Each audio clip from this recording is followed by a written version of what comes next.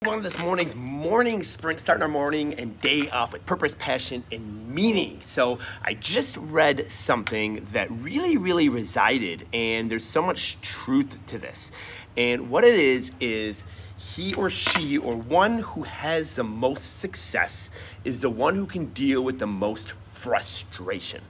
And you know, I think that resonates so much because I think a lot of times we look at like really successful people and we just assume that they just live the good life, that they don't have any frustrations whatsoever, when they probably have the highest amount of frustrations. They just deal with them acutely, so shortly, swiftly, and precisely. Okay, where a lot of times when someone maybe isn't seeing the success they want, they get frustrated about something and they dwell, they magnify it, they go and they talk about it, they vent about it. Think about it. Think of some of the top frustrations in a lot of people's lives that aren't achieving the level of success that they want.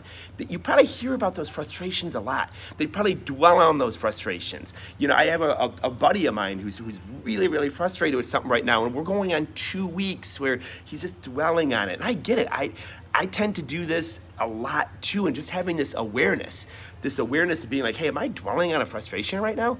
Because if I am, I'm probably not going to achieve the level of success that I want. So it's kind of like hearing the word no. You know, though he or she who sees the most success is the one that can hear the word no the most. It's just a numbers game. If you need to hear 20 no's to get one yes, well, that means you're going to be frustrated 19 out of 20 times. So the good way to deal with that frustration is be like, all right, only 5 more no's, and statistically, I'm gonna get to a yes. Look at the difference. You're not saying, oh, these no's, man, I can't believe it. Everyone's saying no. You're saying, okay, only 5 more no's, and then I will get to a yes. So a few things to help you deal with your frustrations. Number one is just this awareness, being like, hey, if I'm frustrated about something, that must mean I'm moving in the right direction.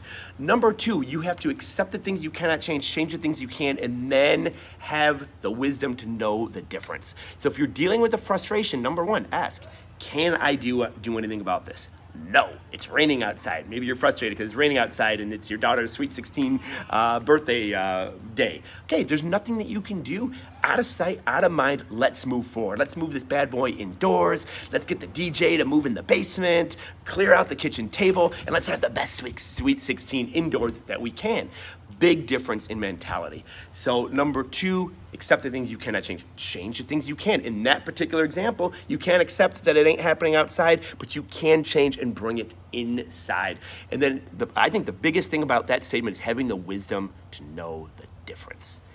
Can you change it? Can you not? Yes or no, move on. So don't hate on your frustrations, just deal with your frustrations, and that's going to deal swiftly with them, and that's going to catapult you to a lot quicker success.